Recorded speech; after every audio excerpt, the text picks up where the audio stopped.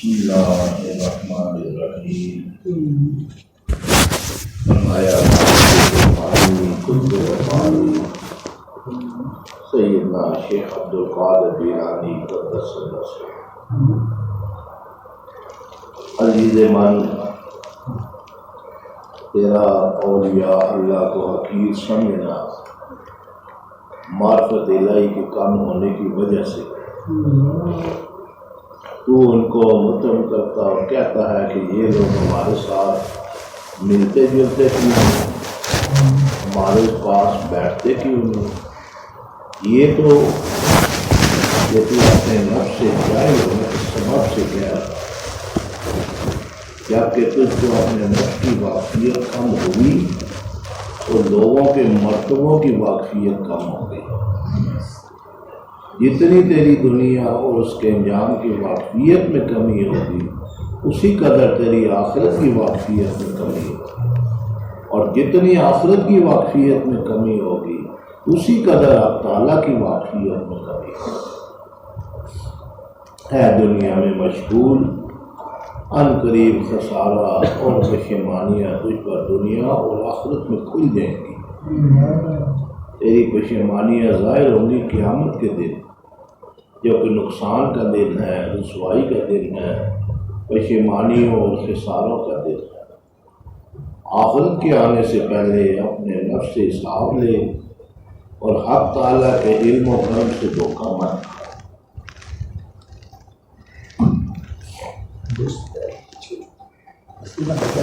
تو معصیتوں، لرزشوں اور لوگوں پر ظلم کے بدتر حال پر قائم۔ معصیتیں کفر کی قاصد ہے، جس طرح کے بخار موت کا قاصد ہے۔ موت سے پہلے اور اس فرشتہ کے آنے سے پہلے جو ارواح قبض کرنے پر تعینات ہے، توبہ کو ضروری سمجھ۔ اے جوانوں، توبہ کرو، کیا تم نہیں دیکھتے کہ اللہ تعالیٰ تم کو بلانے مبتلا کرتا ہے تاکہ تم توبہ کرو، مگر تم سمجھتے نہیں اور اس کی معصیتوں پر اصرار کرتے ہو۔ اس زمانہ میں بجز خاص افراد کے جو شخص کی بلا میں مبتلا ہوتا ہے وہ اس کے لیے عذاب ہے، نعمت نہیں، اور گناہوں کی سزا ہے۔ زیادتی درجات و کرامات نہیں، البتہ اہل اللہ اس کے لیے مبتلا ہوتے ہیں کہ ان کے مراتب بلند ہوں، ان کے بادشاہ کے نزدیک وہ اس کے ساتھ صبر کرتے ہیں، اس لیے کہ اسی کی ذات کے تعلق۔ جب یہ حال پورا ہو جاتا ہے تو ان کے لیے بادشاہی پوری ہو جاتی ہے، اور یہ پورا نہیں ہوتا تو ان کو یقین ہوتا ہے کہ وہ کل آخرت میں اے میرے اللہ تباہ نہ کیجیے، ہم تجھ سے سوال کرتے ہیں تیرے قرب کا اور دنیا و آخرت میں تیرے نظارہ کا، کہ دنیا میں دل کی آنکھوں سے اور آخرت میں ظاہری آنکھوں سے۔ اللہ کی رحمت و بشائر سے مایوس مت ہو۔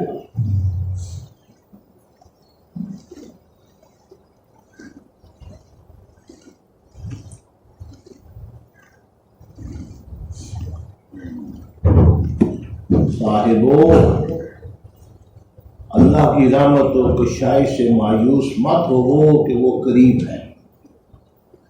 نا امید مت ہو کیونکہ صانع تو اللہ ہے،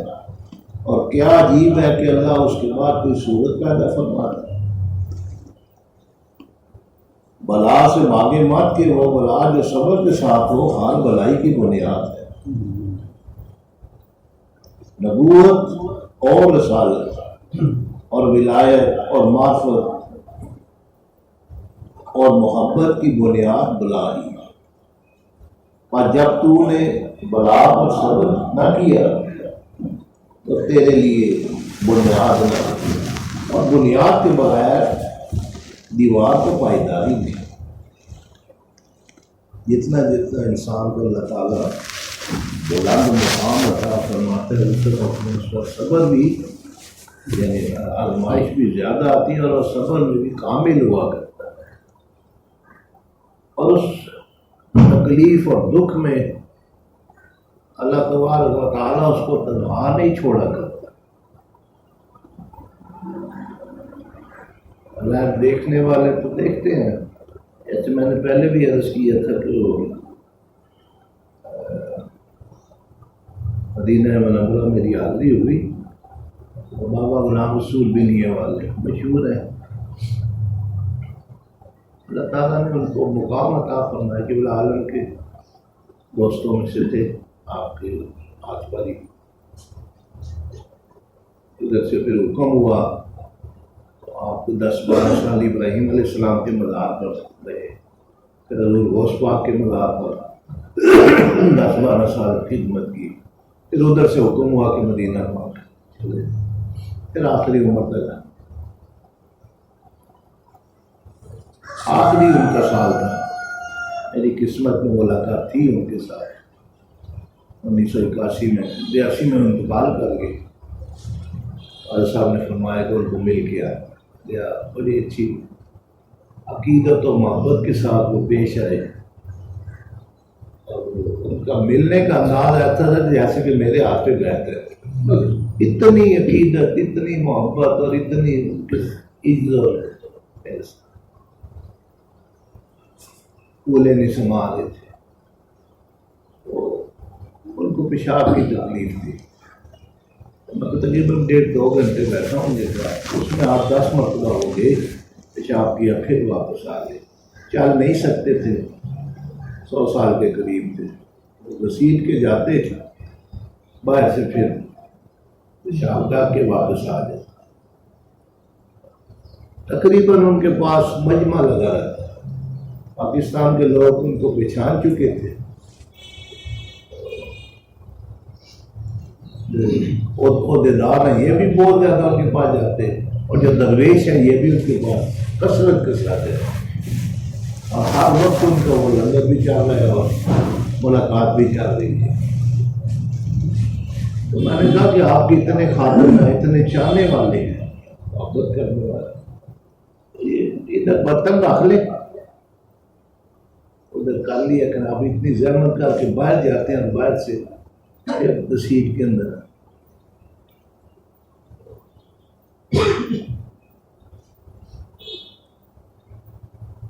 مسکرا پڑے، کہنے لگے کہ یہ بات بتانے والی نہیں ہے لیکن آپ میرے پیر ہیں، کھا چوتھی پوچھنے تھے لیکن عقیدت کا انداز دیکھیں، یہ بتانے والی نہیں ہے لیکن میں آپ کو بتا دیتا ہوں۔ بات یہ ہے کہ جس وقت میں زیادہ بیمار ہوتا ہوں نا، زیادہ تکلیف ہوتی ہے، تو سحری کے وقت حضور نبی کریم صلی اللہ علیہ وسلم اور سیدنا صدیق اکبر، سیدنا عمر فاروق، سیدنا عثمان غنی، حضرت مولانا علی، انہوں نام گنا، اور سیدنا امیر امرا، یہ حضرات میرے پاس تشریف لاتے ہیں اور پوچھتے ہیں غلام رسول تیرا کیا حال ہے؟ مانے لگے یہ قریب یہ چیز پڑی اور کہ وہ اعلیٰ ہستیاں تشریف لائیں، تو یہ میں زحمت گوارا کر سکتا ہوں لیکن وہ چیز میں سے برداشت نہیں ہوتی، یعنی اگر ان کو دکھ اور تکلیف ہے، ان کو وہ بیماری آئی ہے، اس بڑھاپے میں وہ مشقت کر رہے ہیں، اس کا نتیجہ اور صلہ کیا ہے؟ ہم یہاں ترس رہے ہیں کہ زندگی میں ایک مرتبہ زیادہ ایک مرتبہ ان کی نگاہ ہماری طرف پڑ جائے،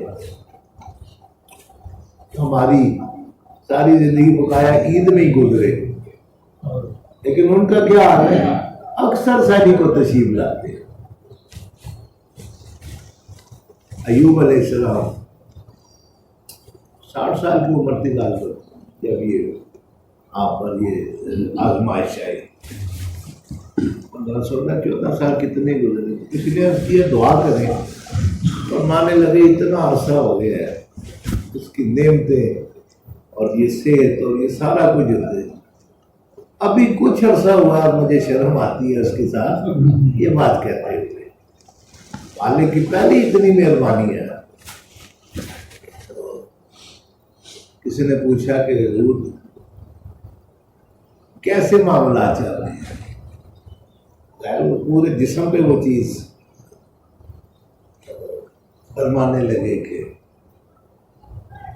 24 گھنٹے میں ایک مرتبہ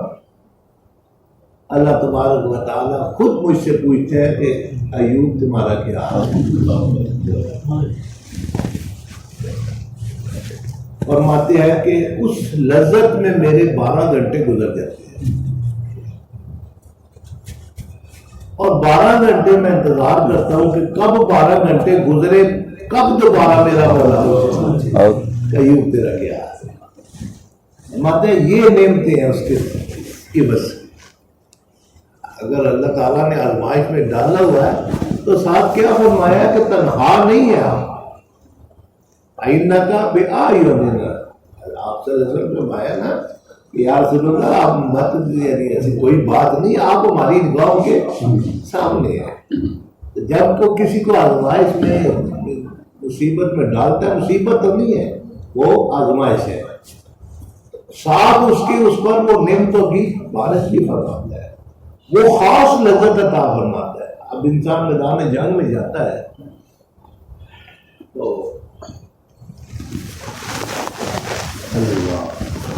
اس کے جسم پر زخم لگتے ہیں. پہلے تو تلواریں تھیں، تیر تھے، بالے تھے، اب تو گولیاں اور اسلحہ آ گیا. پورا جسم چھلنے ہو جاتا ہے، تیر تلوار کے کاری زخم لگتے ہیں اور بعض ایسے زخم لگتے ہیں کہ آخر اس انسان شہید ہو جاتا ہے. تو فرماتے ہیں کہ وہ جتنے زخم ہے نا وہ اس کے لیے باعث لذت، جتنے وہ لگتے جاتے ہیں اس کی لذت بڑھتی چلی جاتی ہے. وہ اتنی اس کو لذت ملتی ہے، بالآخر وہ اپنی جان کو اس کے حضور میں پیش کرتا ہے. فرمایا شہید کو مردہ نہ کہو، وہ زندہ، تم کو شعور نہیں ہے. وہ دیدار خداوندی جو حساب و کتاب ہونا ہے، اس کے بعد جنت میں جانا ہے. جنت میں جانے کے بعد اللہ کریم پھر اپنا خاص دیدار کرائیں گے اور اس دیدار کے سامنے جنت کی تمام نعمتیں ہیج ہو جائیں گی. یعنی حالانکہ جنت کی نعمتیں انسان تصور نہیں کر سکتا، نہ کسی آنکھ نے دیکھا، نہ کسی کان نے سنا، نہ کسی بشر کے قلب پر اس کا خیال تک گزرا. اللہ تعالیٰ نے کتنی عرفہ و اعلیٰ وہ چیزیں تیار کی ہیں اپنے نبی پاک صلی اللہ علیہ وسلم کی غلامی رکھنے والوں کے لیے. لیکن ان سب نعمتوں کے سامنے جب اللہ تعالیٰ کا دیدار نصیب ہوگا تو یہ ساری نعمتیں پیچھے رہ جائیں گی. اس نعمت کا مقابلہ کوئی نعمت نہیں کر سکتا. اس نعمت کی جھلک جو ہے نا وہ شہید کو اس دنیا میں ملتی اور اس لذت میں وہ اتنا مدہوش ہوتا ہے، اس کو اتنی زیادہ لذت آتی ہے کہ پھر وہ مچل پڑتا ہے اور ایک ہی درخواست اللہ سے کرتا ہے، مولا پھر بیچ دنیا میں، پھر لڑوں، پھر تیری راہ میں شہید ہو جاؤں، پھر لڑوں، پھر سے میں اسی شغل میں لگا رہوں گا، مجھے بیچ. پھر حکم ہوتا ہے کہ نہیں، جب آگے تو بس ایک. اللہ تعالیٰ بھی جب آزمائشیں دیا کرتا ہے اپنے بندوں کو تو ساتھ ساتھ اس کے ساتھ وہ اپنے تعلق کو بھی قائم رکھا ہے. یا فرمانے ہیں نا کہ یا تو تیرے لیے یہ مصیبت ہے، تیرے گناہوں کی پاداش ہے، تو یا تیرے لیے رحمت خدا ہے. اور جتنا اللہ تعالیٰ کے ساتھ انسان کا تعلق جڑ جایا کرتا ہے اتنی نعمت، یعنی یہ مصیبتیں تو آتی ہیں لیکن مصیبتوں کے بعد جب وہ نگاہ اس کی طرف اٹھتی ہے اس کے اندر ایک اطمینان آ جائے گا. الا بذکر اللہ تطمئن القلوب. خبردار ہو جاؤ، آگاہ رہو کہ دلوں کا اطمینان صرف یاد خدا میں ہے. اور جب اس یاد خدا میں مشغول ہوتے ہیں، مصیبتیں آئی ہیں، ہر ایک پر آتی ہیں، لیکن وہ ان یاد خدا میں اتنا مشغول ہوتا ہے، اس کے دل پر اتنا سکینہ و اطمینان نازل ہوتا ہے کہ وہ چیزیں ایک طرف رہ جاتی ہیں. یعنی جنگ میں شہید کو زخم لگا اور کسی کو چھری لگا دے، دونوں کو درد ہو رہا ہے، لیکن اس کے درد کے پیچھے ایک بہت بڑا جذبہ ہے، اور اللہ تعالیٰ کی پوری نگاہ اس کی طرف ہے، اور ابھی قریب ہے اس کو دیدار ہو جائے، اور اس کو جب لگا تو یہ اس کے لیے وہ مال بن گیا۔ یعنی بظاہر فرق ہے کوئی بھی نہیں دو، لیکن نتیجتاً کیا فرق ہے؟ وہ جنت میں چلا گیا اور یہ تڑپ رہا ہے۔ لنا مولانا لنا مولانا، اور ہمارا مولا ہے اور تمہارا مولا وہی نہیں۔ یرجون من اللہ ما لا ترجون، جب یہ جنگ میں جاتے تو مومنین نعرہ لگاتے کہ ہمارا مولا ہے اور تمہارا مولا وہی نہیں ہے، اور ہمیں اپنے مولا سے وہ امیدیں ہیں جو تم کو نہیں۔ دیکھیں نا کہ یہ اپنے شہید ہوتے ہیں تو اکثر آپ نے دیکھا ہوگا میڈیا کا دور ہے، تو جو شہید ہوتا ہے اس کے ماں باپ پرسکون وہ باڈی آتی ہے، آنسو تو شفقت ہے، ماں باپ کی شفقت ہے، آنسو تو آ گئی، لیکن وہ شور یا واویلا یا وہ چیزیں نہیں کرتے، کیونکہ انہوں نے دیکھا یہ ہمارا بیٹا کسی مقصد کے لیے گیا، اور یہ جو دنیا سے جب یہ رخصت ہوا بغیر ہماری آنکھوں سے اوجھل ہو گیا، کیونکہ ہم مردہ تو کہہ نہیں سکتے، مرا تو نہیں ہے، ایک مقام پر پہنچ گیا، اب وہ تا حیات ان ماں باپ کے لیے باعث فخر بن گیا۔ حالانکہ موت کیا چیز ہے، ایک نقصان ہے نا، حالانکہ ہمیشہ کے لیے چلا گیا، لیکن ان ماں باپ کے چہرے پر اطمینان وہ دیکھنے والے ہوتے ہیں، اور آخر تک جب تک وہ زندہ رہتے ہیں وہ اپنے اس بیٹے کی، بھائی کی، بہن، جو باپ ہے کوئی بھی ہے، اس کے وہ قصیدے گاتے ہیں کہ اس نے جان اللہ کی راہ میں دی اور ہمارے پورے خاندان کے لیے باعث فخر ہے۔ اور آپ نے اس کے برعکس انڈیا کا بھی دیکھا ہوگا کہ ان کے ہاں وہ عوام کو بھی گالیاں، فوج کو بھی گالیاں دے رہے ہیں، حکمرانوں کو بھی گالیاں دے رہے ہیں، یہ ہمارا بندہ مار دیا، کیونکہ ان کو وہ امیدیں کوئی نہیں اور واقعی ہی نہیں ہے، ان کے لیے وہ دوزخ تیار ہو رہا ہے، بس یہاں دنیا سجن المومن و جنت الکافر، یہ دنیا مومن کے لیے کیا خانہ ہے اور کافر کے لیے جنت ہے۔ وہ اس لیے جنت ہے کہ جب کافر اس دنیا میں پھر تو رہا، اس کو روٹی نہیں بھی مل رہی، لیکن وہ عذاب میں مبتلا نہیں، چل رہا پھر رہا ہے، کھا پی رہا ہے، لیکن اگر اس کو وہ پوری طرح وہ سہولتیں میسر نہیں بھی ہیں، لیکن سکون سے سانس لے رہا ہے، کسی چھت کے نیچے ہے، کب مل گیا تو کھا لیا، نہ ملا تب بھی وہ وقت اس کا گزر رہا ہے، لیکن جس وقت یہ قبر میں جائے گا یا جو بھی یعنی مرنے کے بعد فوری طور پر اس کے لیے عذاب تیار ہو، اب ابد الآباد تک وہ اس عذاب میں۔ اور اس کے برعکس مومنین جو اللہ تعالیٰ کی یہ ممنوعات سے باز رہتے ہیں اور حکم کی تعمیل کرتے ہیں، ان کے لیے کیا ہے،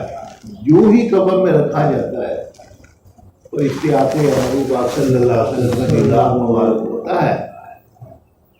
کامیاب ہوتے ہی جنت کی کھڑکی کھول دی جاتی ہے، تا حد نگاہ قبر کو وسیع کر دیا جاتا ہے، جو اس وقت جنت میں وہ ماحول ہے، یہ ہوائیں اور نظارے اور جو کچھ بھی ہے وہ ادھر آنا شروع ہو جاتے ہیں۔ اب وہ جنت کا تو آپ تصور کر ہی نہیں سکتے، آنکھ کان نیند خیال آیا کسی کو، اس دنیا میں سے جانے کے بعد یک دم اس کو ابھی دفن کر کے گھر پہنچے نہیں ہے، فیصلہ ہو گیا، وہ کھڑکی کھل گئی، یہ جو دکھ ہے، تکلیف ہے، مصیبتیں ہیں اس دنیا میں، جب وہ ان نظاروں کو دیکھتا ہے تو وہ کہتا ہے میں تو قید خانے میں ہوں۔ اور اس کے برعکس جب کافر قبر اس کو تنگ کرتی ہے اور تنگ ہونے کے بعد اس پر عذاب مسلط ہوتا ہے، اور ایک فرشتہ نیلی اس کی آنکھیں اور سیاہ اس کا رنگ اور اونچا قد، وہ تھوڑا لے کے اس کے سر پر مارتا ہے، سر کو کچل کے رکھ دے گا، پہلا کام یہ ہوگا کہ اس کے سر کو کچل دے گا، پھر قیامت تک یہ رہنا، یہ عذاب اس کو ہوتا رہے گا، قبر کو تنگ کرے گی، آگ نیچے سے آگ جلنا شروع ہو جائے گی اور وہ مارتا چلا جائے گا، اور یہ مار قیامت تک بند نہیں ہوگی۔ پھر قیامت کے جب حساب کتاب ہو جائے گا پھر ہمیشہ کے لیے ان کو دوزخ دے، اور مومنین کو ہمیشہ کے لیے دے۔ اب جس شخص کو جو نعمتیں ملی ہیں، جو اللہ تعالیٰ نے وعدہ فرمایا ہے، وہ نعمت کو دیکھ بھی لیا، اس ماحول میں چلا بھی گیا، اس ماحول کا اور اس ماحول کا جب وہ موازنہ کرے گا وہ کہے گا میں تو قید خانے میں، اب قیدی ہے جیل میں، کھانا نہیں کھا رہا، وہ لیٹ نہیں رہا، وہ بستر پہ سانس نہیں لے رہا، سارے کام کر رہا ہے، لیکن کیا ہے، اس دنیا میں بھی کھا بھی رہے ہیں، پی بھی رہے ہیں، چل پھر بھی رہے ہیں، سارا کام کر رہے ہیں، لیکن اس وقت اس ماحول میں ہم مطمئن بیٹھے ہوئے ہیں۔ لیکن جب اس ماحول سے ہٹا کر کوئی لکڑی کے باس کی کوئی جھونپڑی بنی ہو اور وہ اس میں رہ رہا ہو، اس کے لیے وہ کیا ہے؟ اس کے لیے محل ہے، کیوں؟ ٹھکانہ ہے، دن بھر پھر ٹر کے شام کو آیا، اس نے آرام کیا، اندر آ گیا، اس کے لیے وہ محل ہے، پرسکون ہے، وہ آرام کرتا ہے، اس کو جب وہ داخل ہو جاتا ہے اس کو سکون حاصل ہو جاتا ہے، اس کو اٹھا کر یکدم ایک محل میں لے جائیں جس کے 20 کمرے ہوں اور ہر کمرے میں آئینے بھی لگے ہوئے ہوں، موٹے موٹے قالین بھی ہوں اور طرح طرح کے کھانے پڑے ہوئے ہوں، تو وہ جب موازنہ کرے گا یکدم تو وہ کیا کہے گا؟ ایک دم اس کا ماحول تبدیل ہے، میں کہاں رہ رہا تھا، اور یہ دنیا، یہ تو ایک دنیا کی مثال ہے، لیکن اللہ نے فرمایا کہ تم خیال تمہارے دل کا اس کا خیال بھی نہیں، تم ہزار تصور کرو، تصور کر ہی نہیں سکتے اللہ تعالیٰ نے وہ کیا نعمتیں تیار کی ہیں، تصور کرنا چاہو بھی تو تمہارے تصور میں وہ چیز آ ہی نہیں سکتی۔ تشبیہ کے طور پر درخت پر پھل لگا ہوا ہے، خیال آیا، درخت خود جو کیا پھل اتارا، زبان پہ رکھا، اب ایک پھل کو کھایا، آم کھاتے ہیں، آج گزر گیا دور، ہماری زبان پر ایک آم کا ذائقہ آتا ہے، انسان اسی میں مسرور ہو جاتا ہے، انگور کھایا میٹھا تھا،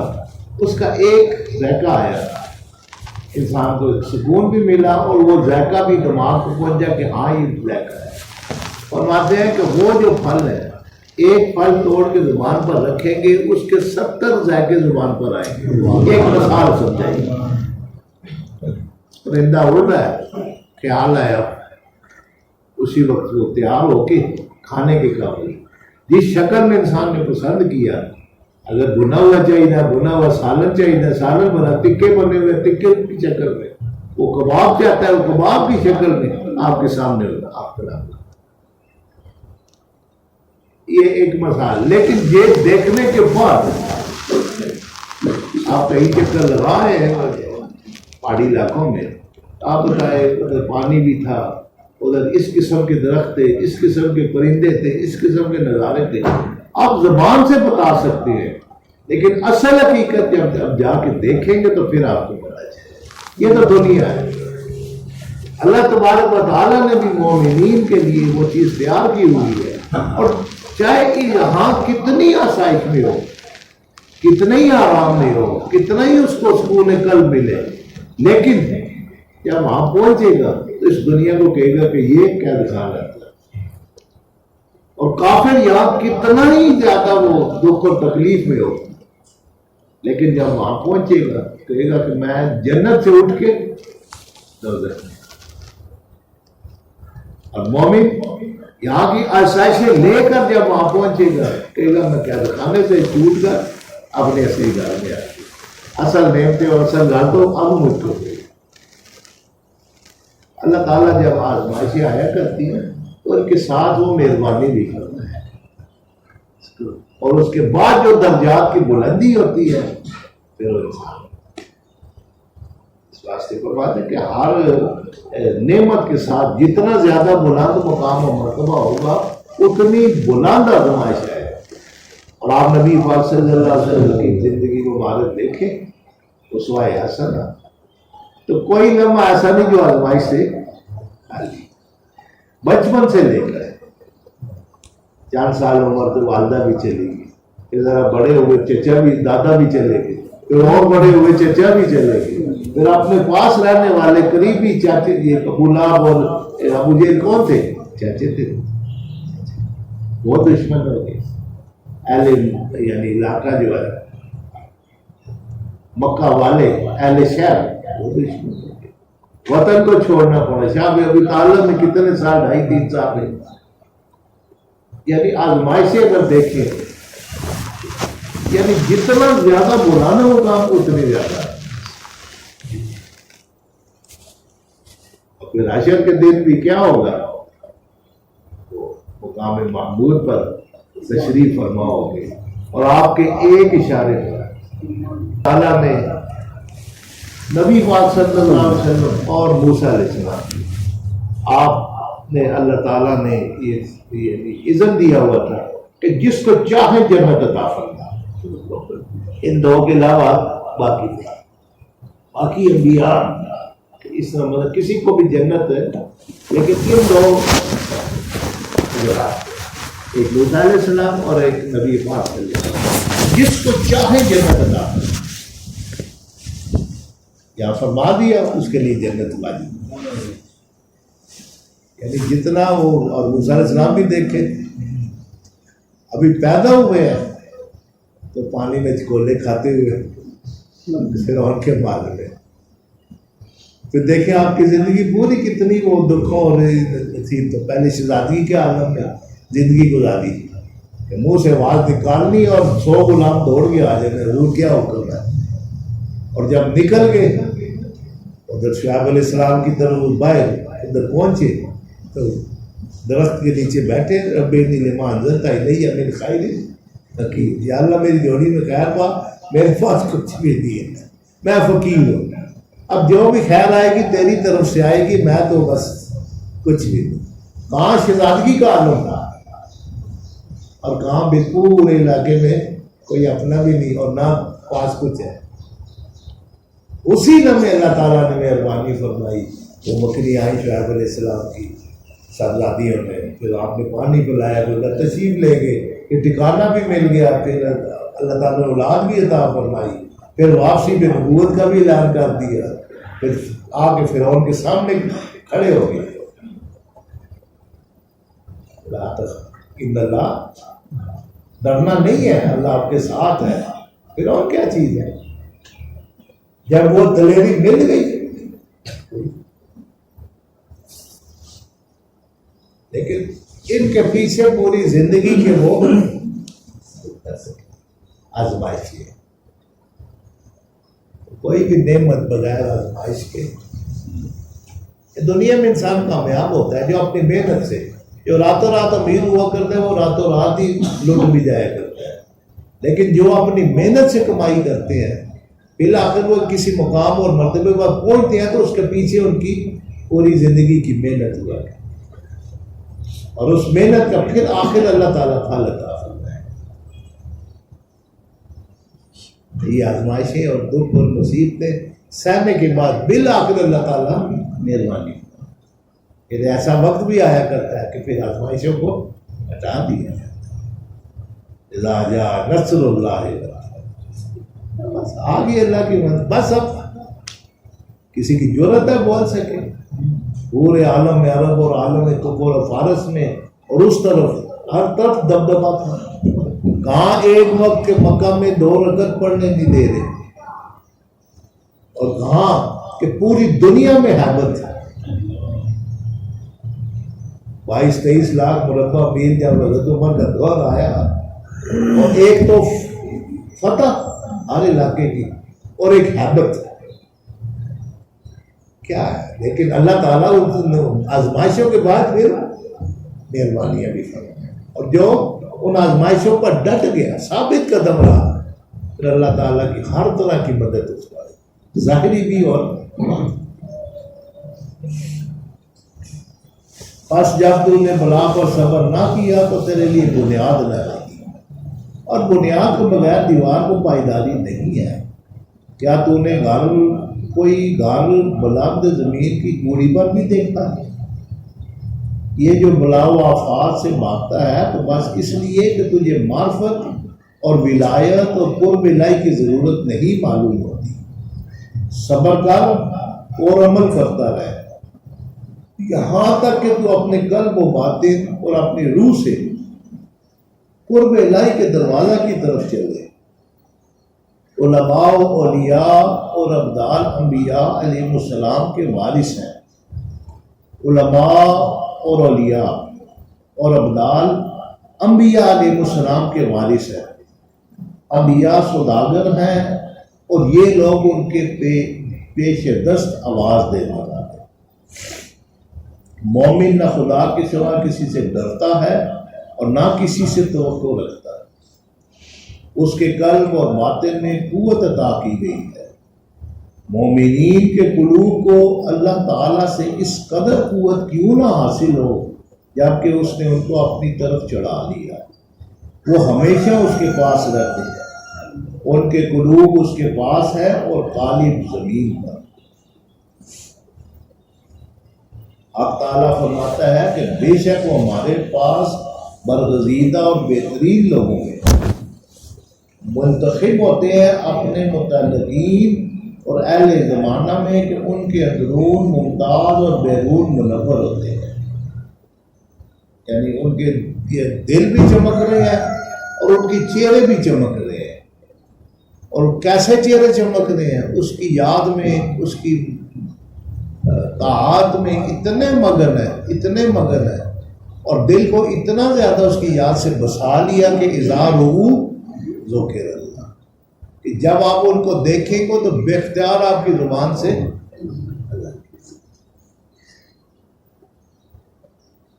وہ جو دل کے اندر وہ ذات خدا ہے نا، اللہ تعالیٰ کی ذات دل کے اندر موجود ہے۔ اب کسی ایک لینا کوئی لفافہ لے لے، اس لفافے کے اندر آپ جو خاکی لفافہ ہے اس کے اندر ایک بلب جلا دیں اور اوپر سے تھوڑا سا اس کو کھول دیں۔ اب بلب کی جتنی روشنی ہے وہ اس سراغ کے ذریعے باہر آئے گی، اور جو ہی آپ اس سراغ کو دیکھیں گے فوراً آپ کو بلب کا تصور آئے کہ نیچے بلب لگا ہوا ہے۔ اسی طرح یہ جو ذاکرین ہیں یہ اللہ تبارک و تعالیٰ کی محبت میں 24 گھنٹے وہ اسی کام میں لگے ہوئے ہیں، دل ان کے ذکر کر رہے ہیں، اس سے وابستہ جڑے ہوئے ہیں، ان کو دوسرا تصور ہی کوئی نہیں اللہ کے سوا، اسی کام میں لگے ہیں۔ تو جب آپ کی نظر اس چہرے پر پڑے گی، جیسے آپ کہتے ہیں کہ اس کے اندر بلب لگا ہوا ہے، آپ کہیں گے کہ اس کے اندر خدا کو ادار ہو، جب دیکھیں گے آپ کو چہرہ دیکھتے ہی آپ کے دل سے نکلے گا اللہ۔ حضرت سائیں توکل شاہ صاحب مالوی رحمۃ اللہ علیہ قبلہ عالم میرے جد اعلیٰ امبالہ تشریف لے گئے تو وہ باہر آئے استقبال کے لیے، تو جب نگاہیں اب آمنے سامنے ہوئے تو فوراً ان کی زبان سے نکلا کیا ٹھاٹھے مارتا نور کا سمندر ہے۔ قبلہ عالم کے چہرے کو دیکھتے ہی انہوں نے کہا کیا ٹھاٹھے مارتا نور کا سمندر ہے، کیا سبحان اللہ۔ پھر آگے ہوئے استقبال کیا، اندر لے کے گئے۔ لیکن ولی را ولی بھی شناسر، ولی کا ولی ہی پہچان سکتا ہے، جتنا زیادہ ان کا درون یعنی صاف ہے وہ پہچان لیے کہ یہ بھی وہی اسی کے پاس کے ہے، اسی کا وہ کیا وجہ تھی؟ چہرہ ہوا یعنی ایسا چمک رہا تھا اس کے اندر سے، وہ جو دل کے اندر جو کچھ ہے وہ سارا کچھ انسان کسی کو دیکھ لے دنیا میں، جب آپ بیٹھتے ہیں آپ اس کے چہرے سے دیکھ کے کیا دیتے ہیں، کیا بات ہے، پریشان ہے، غم زدہ لگ رہے ہیں، حالانکہ وہ غم اور دکھ اور مصیبت اس کے دل کے اندر ہے، لیکن دیکھنے والا عام انسان جس کو کوئی یعنی ایسا کوئی معاملہ نہیں ہے تو کیا کہتے ہیں کیا بات ہے، اور کسی کو خوش دیکھیں ہمارے کیا بات ہے، کون سی خوشی مل گئی، کون سا خزانہ مل گیا، آج تو بڑے مسرور پھر رہے ہیں، ایسی کیا بات ہوگی؟ حالانکہ وہی انسان ہے، یہ عام ہے، اور جس کے دل کے اندر اللہ تعالیٰ کی ذات موجود ہو، جیسے اس نے فرمایا کہ میری ذات اتنی بڑی ہے کہ زمین و آسمان میں نہیں سما سکتی، ولیکن قلب مومن میں سمجھے، مومن کا جو دل ہے میرا وہ گھر ہے، اگر مجھے تلاش کرنا ہے تو شکستہ دلوں میں ڈھونڈو، میں ادھر تم کو مل جاؤں گا۔ تو جب اس دل میں وہ سواری شاہی آ گئی تو پھر کیا ہوگا؟ یہاں ہو جائے، جتنا مرضی وہ چھپا لے تو پھر وہ چھپا نہیں سکتا۔ اللہ تبارک و تعالیٰ مجھے سچی غلامی عطا فرمائے، اپنے ذکر و فکر کی توفیق عطا فرمائے۔ یا اللہ پاک ہم آزمائش کے قابل نہیں، یا اللہ پاک ہم پر خصوصی کرم فرما، یا اللہ پاک جو تو نے نعمتیں اپنے خاصان بندوں، خاصان خدا جو دنیا میں موجود ہیں ان کو جو نعمتیں دی ہیں بس خدا ہم کو بھی عطا فرما۔ یا اللہ پاک تو نے ہمارے بزرگوں کا بھی کرم فرمایا، ہم میں وہ خاصیتیں تو نہیں ہیں لیکن ان کے ساتھ وابستہ ہے، یا اللہ ہمارے دلوں کو بھی منور فرما، ہم پر بھی کرم فرما، ہمارے دلوں سے بھی یہ جو زیغ ہے اس کو دور فرما، زنگ کو دور فرما، اہلیت بھی تیرے ہاتھ میں ہے، یا اللہ پاک خزانے بھی تیرے ہاتھ میں ہیں، یہ نور کے خزانے جو ہیں جو تو نے اپنے خاص بندوں کو عطا فرمائے، یا اللہ اس کا مالک تیری ذات ہے، یا اللہ ہمارے دلوں کو بھی پاک و صاف فرما، اس میں سے ہم اس دسترخوان میں سے جو ٹکڑے بچے ہیں ہم کو بھی عطا فرما، یا اللہ تیرے بندوں کے ساتھ وابستہ ہے، تیرے بندوں کے نام لیوا ہے، نبی پاک صلی اللہ علیہ وسلم کی غلامی میں ہے، یا اللہ ان کا صدقہ ہم پر کرم فرما، ہمارے دلوں کو بھی منور فرما، اپنا گھر بنا لے، یا اللہ اپنا گھر بنا لے، ہر شے تیرے قبضہ ہے، مولا پاک تیرے لیے کوئی شے مشکل نہیں، ناممکن نہیں، تو نے ہم کو فرمایا کہ اپنا مایوس نہ ہونا، یا اللہ مایوسی کا لفظ آپ کے بارگاہ میں ہے ہی نہیں، یا اللہ ہم پر کرم فرما، اہلیت عطا فرما، ہم بھٹکے ہوئے ہم کو سیدھے راستے میں لے، ہماری رہنمائی فرما، ہماری پشپنائی فرما، ہماری دستگیری فرما، ہمارے دلوں کو روشن کر دے، اپنی طاعت کی توفیق عطا فرما، سیئات سے محفوظ رکھ، کسی کا محتاج نہ کرنا، یا اللہ اپنا محتاج، اپنے در کا سوالی اور بیکاری رکھنا، اس دنیا میں جب تک زندہ رہے تیرے ہی رہے، اور جب موت آئے تو تیرے نام پہ ہی موت آئے، اور جب حشر کو اٹھے تو تیرا نام لے کے وہی اٹھے، یا اللہ پر خصوصی کرم فرما، ہم پر مہربانیاں فرما، ہم پر رحم فرما، یا اللہ جو دور گزر رہا ہے ہم رحم کے قابل ہیں، ہمارے ایمان کی بھی حفاظت فرما اور ہم پر رحم بھی فرما، چار طرف سے جتنے ہمارا ایمان کو ہم سے لینے کے لیے تڑپ رہے ہیں، یا اللہ ہماری مہربانی فرما، یا اللہ پاک چار طرف سے کفر کی یلغار ہے، ہمارے ایمان کو سلب کرنا چاہتے ہیں، یا اللہ ہمارے ایمان کی بھی حفاظت فرما، ہمارے اہل خانہ کی بھی حفاظت فرما، ہمارے دوست احباب کی بھی حفاظت فرما، خصوصی کرم نازل فرما، ہم سب کے ایمان کو یا اللہ پاک مضبوطی عطا فرما، ایمان کی حفاظت فرما، مولا کریم جو کچھ پڑھا اور سنا گیا اس پہ عمل کی توفیق عطا فرما، اعمال میں اخلاص نصیب فرما، ان اعمال کو قبول فرما، اللہم انا علی ذکرک و شکرک و حسن عبادتک بحرمت سیدک اللہ